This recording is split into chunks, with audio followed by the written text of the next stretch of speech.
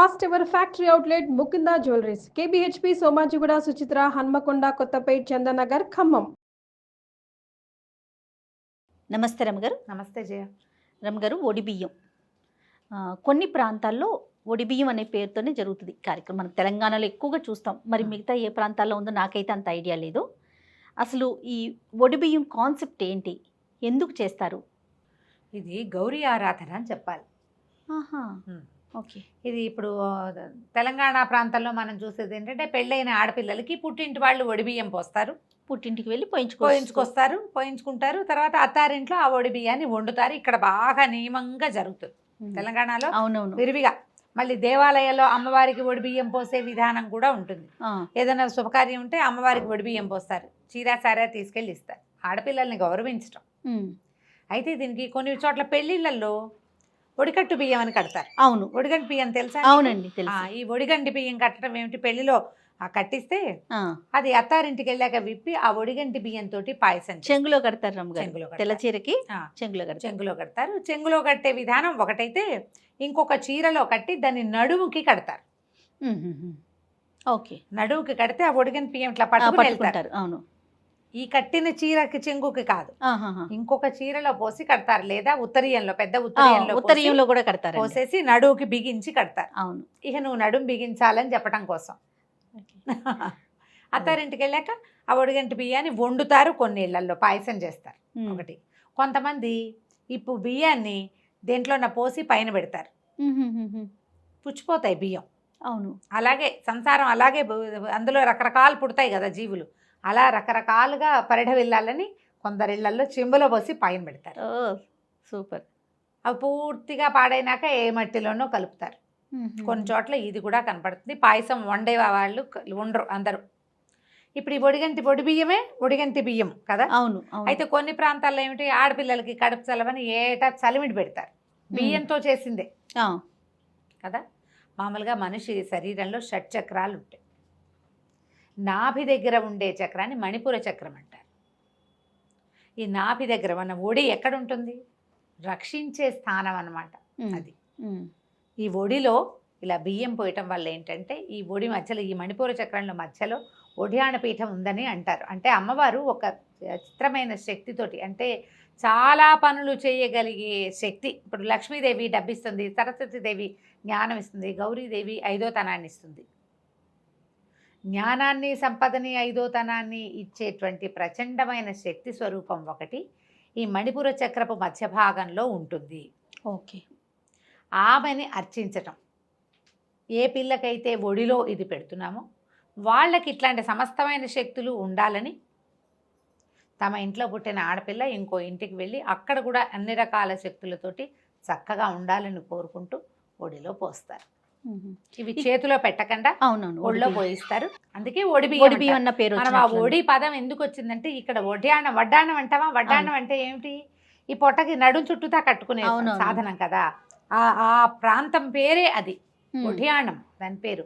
మనకి లలితా శాస్త్రంలో ఓఢ్యాణ పీఠ నిలయ వస్తుంది అమ్మవారు. అవును, ఈ ఓఢ్యాణ పీఠం అనేది ఒక శక్తిపీఠం కూడా ఉందని చెప్పుకుంటాం. అవును, ఈ ప్రాంతాన్ని మనం ఆ పొట్ట తాలూకు ఈ భాగంలోనే మనకి సంతానం కలుగుతారు, పిల్లలు కలిగేది పొట్టలో. అవును కదా. అది ఎక్కడుంది, కరెక్ట్గా ఇదే ఒడిలోనే ఉంటుంది. స్త్రీ సంబంధమైన ఆడవాళ్ళకి కావాల్సిన హార్మోన్స్ అన్నీ కూడా ఈ కటి భాగంలోనే ఉంటాయి, ఒడి భాగంలోనే ఉంటాయి. వాటన్నిటికీ మంచి చేకూరటం కోసం ధాన్యాన్ని పోయటం పద్ధతి. ఓకే. మనం ఇక్కడ తెలంగాణలో చూస్తాం, ప్రతి సంవత్సరం చేస్తూ ఉంటారు కదండి. చేస్తారు. అంటే ఇది వరకు జయ, ఆడపిల్లల్ని ఇంత ఆదరణ, ఆస్తిపాస్తులు ఇవ్వటాలు అవి ఉండేవి కాదు కదా. అంచేత ఏంటంటే ప్రతి సంవత్సరము చీరాసార ఒడిబియ్యం ఒట్టిగా పోసి పంపించేయకుండా, అవును, ఓ పేరెంటం వేడుక, నువ్వు మాకు చాలా విలువైన దానివి అని చెప్పడం కోసం ప్రధానంగా వాళ్ళకి కాన్ఫిడెన్స్ ఉంటుంది, పుట్టింటి ఆదరణ, పుట్టింటి దన్ను వెనకాల వాళ్ళకు ఉండటం వల్ల అత్తారింట్లో విలువ ఉంటుంది, వాళ్ళకు ఒక ధైర్యం ఉంటుంది. ఏటా కాన్పులు కాసేవాళ్ళు, పాపం ఇది వరకు కనేవాళ్ళు కదా. మరి వాళ్ళకి ధైర్యం ఎట్లా, ఏం భయం కదా, ఎప్పుడు మరణమే కదా జయ. పురుడు అంటే మరణాసన్నం అయ్యి రావటం కదా. మరి ఇంత హింస ఉన్నప్పుడు వాళ్ళకి ధైర్యాన్ని ఇవ్వాలి కదా. అంచేత అట్లా ఏటా పోయటం ఇక్కడ సాంప్రదాయం. మన వైపు ఏం చేస్తారు, కడుపుతో ఉన్నప్పుడు కన్నప్పుడు కన్న తర్వాత ఏడాదికి కొంతమంది ఇళ్లలో ఏటా చలిమిడి పెడతారు జయ. చలిమిడి రూపంలో పెడతాం, బియ్యం పెడతాం. కాకుండా బియ్యం చలిమిడి ధాన్యం లాగా కాకుండా చలిమిడి కడుపు చలవ, అంతే, అసలు దాని అంతే. పేరే అది. అవును. కడుపు చలవ కోసం పెడతారు. ఏటా చలివిడి పెట్టే వాళ్ళు ఉంటారు. ఏదైనా అనారోగ్యం వచ్చి లేచారనుకో పుట్టింటికి తీసుకెళ్ళి ఆదరించి చక్కగా బట్టలు కొనిపెట్టి మంచి చీర వాళ్ళకి నచ్చే బట్టలు కొని అప్పుడు ఒళ్ళో చలివిడి పెట్టి పంపిస్తారు. చీరతో పాటు సారే గీర అన్ని పంపిస్తారు. ఈ వడిబియ్యం పోసే సిద్ధాంతం ఏంటంటే 5 దోసెళ్ళు పుట్టింటి వాళ్ళు పోస్తారు.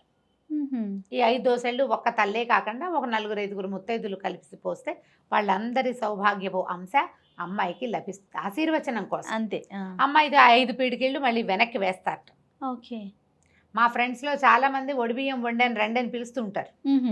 ఒకసారి 2 సార్లు ఒడిబియ్యం పోసే ప్రోగ్రామ్ కూడా వెళ్ళాను నేను. మీరంటే ఒక ముత్తైదులు బయట నుంచి వచ్చిన వాళ్ళతో కూడా పోయిస్తారు. 5 ముత్తైదులతో పోయించాలని. ఓకే. మళ్ళీ వండే రోజున మళ్ళీ పుట్టింటి వాళ్ళని పిలిచి ఇక బియ్యంతో పాయసము పులిహోర అవి చేస్తారు. ఇంకా మిగిలిన వ్యవహారాలన్నీ అన్నీ అంటే పూజా విధానం వ్యవహారంగా కనపడదు, భోజనాల వ్యవహారంగానే కనపడుతుంది. కాదు రమ్మగారు, ఈ కార్యక్రమం చేసేటప్పుడు ఇప్పుడు అల్లుడు కూడా వస్తాడా? అత్తవారి కుదిరితే అల్లుడిని కూడా పక్కనే కూర్చోబెట్టుకుని లక్ష్మీ స్వరూపాలుగా కొలుస్తారు.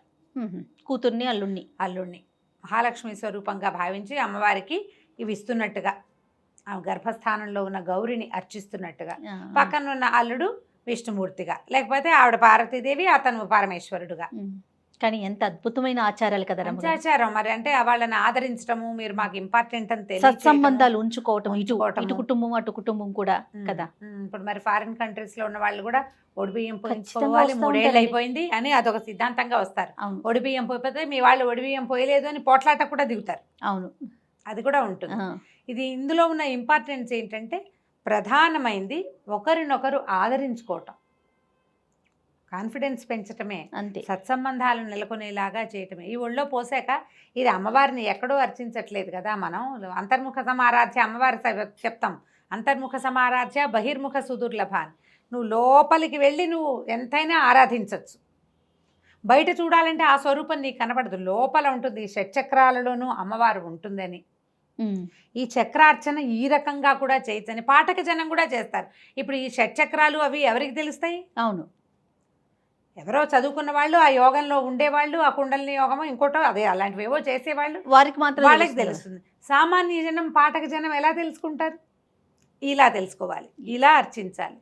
మన ఇంట్లో ఒక ఆడపిల్ల ఉంటే ఆమె ఎందే ఈ గౌరీదేవిని అర్చించటం పాయింట్ బాగుంది కదా, చాలా బాగుంది. మన వైపు చేయరు, అక్కడ వేసే పద్ధతి అది. ఏ ఊళ్ళల్లో చేసే పద్ధతి ప్రకారం అంటే ఒక్కొక్క ప్రాంతానికి ఒక్కొక్క ఆచారం ఉంటుంది కదా రమ్మగారు. తెలంగాణ ఒకటి ఉంటుంది, కోస్తా ఒకటి, ఆంధ్ర రాయలసీమ ఒకటి. అప్పుడు దాని మీద మళ్ళీ బోళ్ళని అనుమానాలు, అది ఇది 11 నెలల్లో చేయొచ్చా, 10 నెలల్లో చేయొచ్చా, ఈ రోజు పనికొస్తుందా, అలాంటి సిద్ధాంతాలు. నేనేమంటానంటే ఇప్పుడు ముహూర్తాలు చూడాలి మొదలు పెట్టుకుంటున్నారు, ప్రతి వాళ్ళన్నిటికీ ముహూర్తం అనుకుంటారు. ఏదో మంచి రోజు చూసి సాయంకాలం పూట పోసేస్తారు. మాకు పెద్దగా ఏం చూడరు జయ, మా ఇంట్లో నాకు గుర్తుండి మామూలు చలిమిడి పెడతారా, మాకే ఊరికే తిథి చూసుకొని చేసేసుకోవటమే. దాని పెద్ద ముహూర్త సిద్ధాంతం ఏం అక్కర్లేదు. క్రమంగా అదొక ముహూర్తం కింద, అందరికీ ముహూర్తాలే. పోయించుకురావాలా, పోయించుకుని గడప దాటచ్చా, దాటకూడదా, ఈ రోజున కుదురుతుందా, కుదరదా, అబ్బా తెగ అడుగుతారు నన్ను. నాకు వాటి సంగతి తెలియదమ్మా. మేము ఇళ్లలో పెద్దవాళ్ళు ఏం చెప్తారంటే పెద్దవాళ్ళు ఏదో చెప్తారు. ఇప్పుడు మళ్ళీ మనం సోషల్ మీడియా మీద డిపెండ్ అవుతాం కదా, వాళ్ళు ఏవో 10 మంది 10 రకాలుగా చెప్తారు. ఇప్పుడు నా బట్టి వాళ్ళు నాకేం తెలీదు, నేను ఇలాగే చెప్తున్నా, ఇంతే, ఇంతకంటే అక్కర్లేదు. మంచి రోజు చూసుకుంటే సరిపోతుంది. అదేదో అమావాస్యలు అవి కాకుండా, క్షీణతిథులు కాకుండా, నక్షత్రం బాగుంటే చాలు. మళ్ళీ మన నక్షత్రాన్ని చూటవాలి, భర్త నక్షత్రాన్ని చూటవాలి, అన్నయ్య పోస్తాడు కాబట్టి అన్నయ్య నక్షత్రాన్ని చూటవాలి. అంత సిద్ధాంతం అక్కర్లేదు దానికి, అవసరంలా. అంత కాంప్లికేటెడ్గా చేసుకోకుండా చక్కగా వడిబియ్యం పోసుకోవచ్చు. దేవాలయాల్లో చూస్తాను జయ బాగా, మనకు తెలంగాణ ప్రాంతంలో అమ్మవారికి వడిబియ్యం ఇవ్వడానికి పసుపు కలిపిన బియ్యం పట్టుకొస్తారు. నేను ఒక ఫ్రెండ్ ఇంట్లో చూశాను, వాళ్ళ ఊరికి ఒక చిటికే పసుపు వేసారు తప్పిస్తే పచ్చగా చెయ్యాల. పసుపు కలిపి ఆ బియ్యాన్ని దేవాలయంలో సమర్పిస్తారు అమ్మవారికి వడిబియ్యం. అమ్మవారికి వీళ్ళు ఇస్తాం, మనం ఇస్తాం. ఎలా అంటే ఇప్పుడు పెళ్లిళ్ళు శుభకార్యాలు ఉన్నాయి మన ఇంట్లో, శుభలేకి ఇచ్చి ఒడిబియ్యం పోసొస్తారు అమ్మవారికి. అబ్బా, పోచమ్మ గుడి ఉంది కదా, రేణుకా ఎల్లమ్మ గుడి, అక్కడికి వెళ్తే ఆడ ఎప్పుడు ఎవరో ఒకళ్ళు ఇస్తూ ఉంటారు. ఇంట్లో శుభకార్యం చేసుకున్నామని ఇస్తారు. ఆడపిల్లలు లేని వాళ్ళు 100% అమ్మవారికి పోస్తారు. బాగుంది. ఆడపిల్లలు ఉన్నా ఏదైనా శుభకార్యాలప్పుడు అమ్మవారికి వడిబియ్యం ఇవ్వటం, ఏటా ఒకసారి అమ్మవారికి వడిబియ్యం పోయటం. చీర, గాజులు, పువ్వులు, చీర రవిక పట్టుకొస్తారు, గాజులు పువ్వులు తెచ్చి తర్వాత పసుపు కుంకం, ఒడిబియ్యం, మరి 5 కిలోలు ఇచ్చారు ఒక ఆవిడ. నేను వెళ్ళినప్పుడు గుళ్ళోకి వెళ్ళినప్పుడు మొక్కున్నాము అండి, మాకు ఆడపిల్లలు లేరు, మనవరాలు పుట్టాలని దండం పెట్టుకున్నాను, అందుకని మా కోడలు కడుతోంది ఇచ్చాను, పిల్ల పుట్టాక మళ్ళీ ఇస్తాను. బాగుంది. వాళ్ళ అంటే ఆసక్తులు అంతే. భక్తి ఇలా ఎన్ని శ్రద్ధలు. సంవత్సరాలు చేస్తారంటారు రమ్మగారు? ఏటా చేస్తారు జయ, పుట్టింటి వాళ్ళు ఆసరా ఉన్న నాళ్ళు చేస్తారు. ఆహా. అన్నదమ్ములు కూడా పోస్తారు. మా ఫ్రెండ్ సుశీల వాళ్ళకి నాకు తెలిసేసరికి వాళ్ళ నాన్నగారు లేరు, వాళ్ళ అన్నయ్య వాళ్ళు పోసేవారు. ఒడిబియ్యం వండటానికి కూడా ఓ ప్రోగ్రామ్గా చేసుకునేవాళ్ళు. వాళ్ళు అందరూ సోషలైజ్ అవ్వటానికి అదొక మంచి సందర్భం కూడా మరి, కదా. అవును కదా. మరి అన్నదమ్ములు చేస్తారు, వాళ్ళకు కూడా ఆడపిల్లలకి పెట్టుకుంటే మనకు మంచిదని అనుకుంటారు. ఇది ఒక సిద్ధాంతం కదా జయ, మన ఇంట్లో పుట్టిన ఆడపడుచుని గౌరవించడం, మరి ఆమెకు అన్ని చూడడం, మంచి చెడు చూస్తే మనకు కూడా రేపొద్దున చూస్తారు మంచి చెడు. ఎస్. వాళ్ళని కాపాడుకోవాలి కదా. సొంత ఆడపడుచుల్ని సరిగ్గా చూడలేని వాళ్ళు ఇక వాళ్ళు ఏం చేస్తారు, వీళ్ళు ఎన్ని పూజలు చేసినా ప్రయోజనమే ఉండదు. ఆ ఇంట్లో పుట్టిన మహాలక్ష్మినే చూడలేరు వాళ్ళు. పూజ చెయ్యి, గుడికెళ్ళు, ఏం ప్రయోజనం ఇంట్లో ఉన్న ఆడపిల్లని చూడలేనప్పుడు. అందుకని ఇక్కడ బాగా చేస్తారు జయ, మంచి భలే, చాలా సరదాగా అనిపిస్తుందండి. అవును, చాలా అంటే మంచి ఆచారాన్ని కొనసాగిస్తున్నారు. కొనసాగిస్తున్నారు. చాలా ఖచ్చితంగా చేస్తారు రమ్మగారు, అవును, మిస్ చేసుకోరు అసలు. మిస్ చేసుకోరు. ఒడిబియ్యం పోయిపోతే అత్తవారు పోట్లాడే సందర్భాలు అదే కూడా, అన్నారు కదా. అవి కూడా కనిపిస్తాయి. మీ ఇళ్లలో ఇలాంటి ఆచారాలు ఉంటే తప్పకుండా ఖచ్చితంగా. చేసుకోండి. లేని వాళ్ళు చేసుకోమని చెప్పట్లేదు, మనకి ఏమున్నాయో మనం అవి చేసుకుంటాం. అంతే. ఇలాంటి ఆచారం కనుక ఉంటే కజిన్స్ అన్నదమ్ములైనా పిలిచి ఆడపిల్లలకి పెట్టుకుంటే పోస్తారు. మంచిది, అమ్మవారిని అర్చించినట్లే. రైట్ అండి. నమస్తే రమ్మగారు. నమస్తే జయ.